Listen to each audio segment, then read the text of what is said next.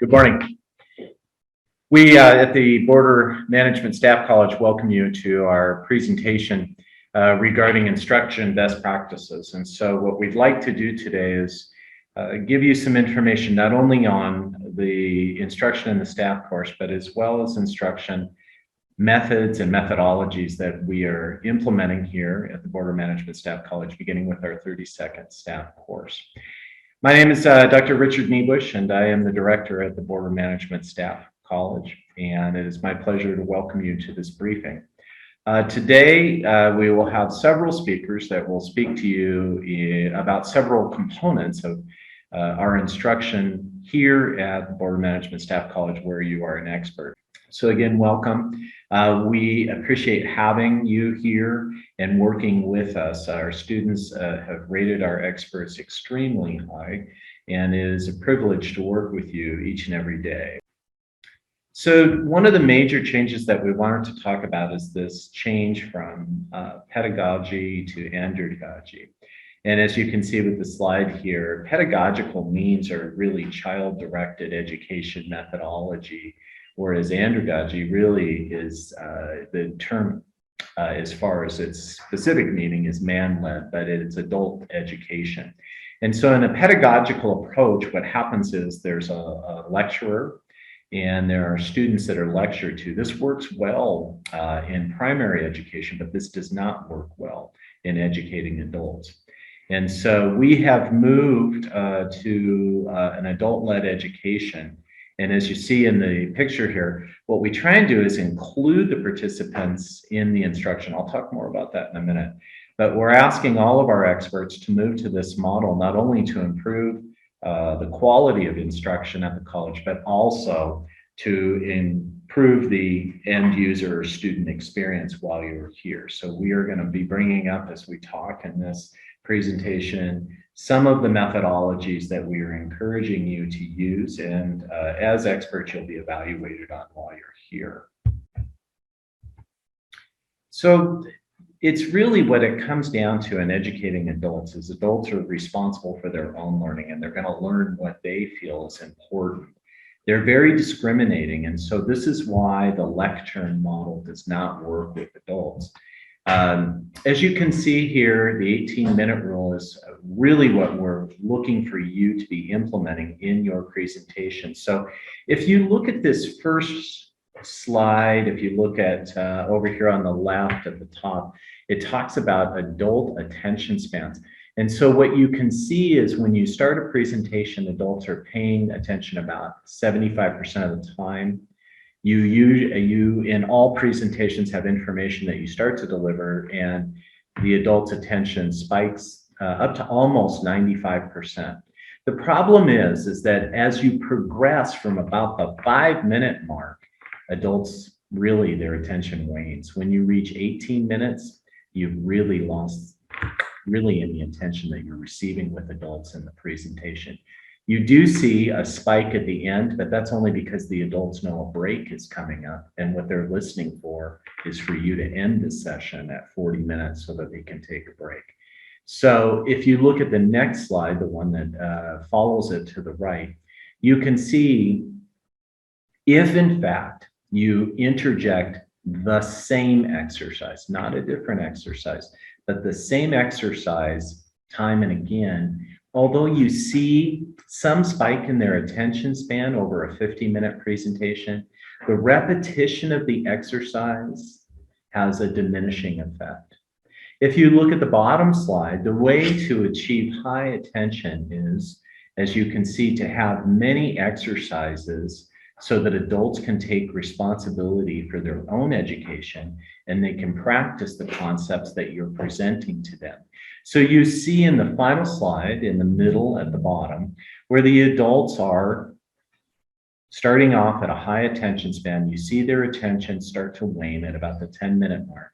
And then you have an exercise, and then you have another exercise. But these are different exercises. So you cannot repeat the same exercise, but if you give them new stimulus, there's a response. And so what happens is their education attention span spikes again. This is what we are looking for, is for you to go 18 minutes, no more with lecture, and then introduce an exercise, take feedback, and start the cycle again. This, we have found, is an excellent model using an andragogical approach. So look, how does this come down? Really, what is the parallel, or what is the theme of this? If you look at the learning pyramid, now this has been debunked by some, but still we practice this in higher education. Really what happens is lecture is the least effective means for educating adult. Now, it isn't that it doesn't have its purpose. Lecture is good for delivering a large amount of information in a short period of time. Absolutely. But it has the lowest retention span. So if you look at the pyramid, what you will see here is that after you deliver the lecture, what is retained? Well, if you use lecture, it's less than 10%. So really, it's an ineffective means. It must be coupled with something else. If you include reading, 10%. Audio visuals, you'll get 20% retention. You see that if you move up the pyramid to where you have students engaged in demonstrations, 30%, discussions of the subject matter, 50%. If they're doing exercises and practicing the information you've provided, it rises to 75%.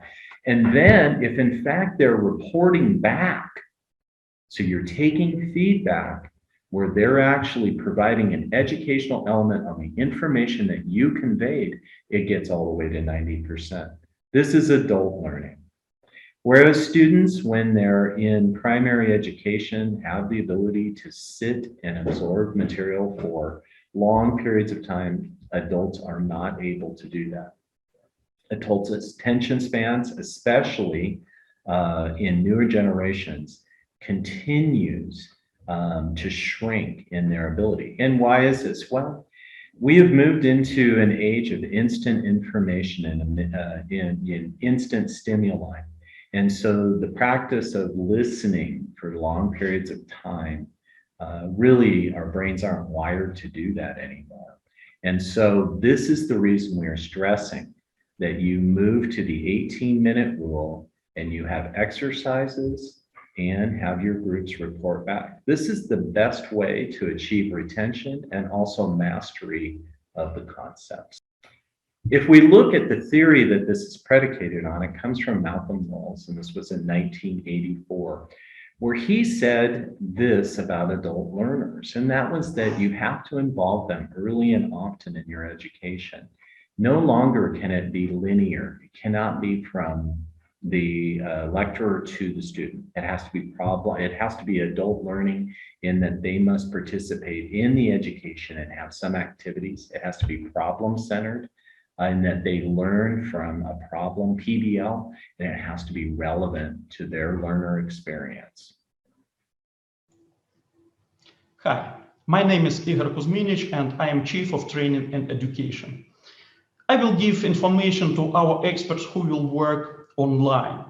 We have blended format, and this is very special format as our expert will work online and all the participants will work face-to-face in a classroom. This is one of the most difficult formats for expert to have good communication between him and participants. When all are online, expert and participants, it's possible to use Zoom instruments like breakout rooms, whiteboard, quizzes, and others to make relations more interactive. Here, we can't use all Zoom instruments, and it's possible that it could make transition of new information from expert to participants more difficult. That is why we will have one more expert who will work in a classroom, and he will support our experts who will be online. The main task of such expert will be organize activities in a classroom. So we will have possibility to have activities in the same way as face-to-face. To do so, I need to know what you will do what kind of help you need from me and what kind of resources, materials we will need to organize and provide activities during your sessions. That is why I will need a script prepared by you. We will send you a template of the script, but just to have idea what will be in this script. Several questions you will need to mention in a script. First, when, what time, and how much time we will need to each of activity. For example, 12 minutes.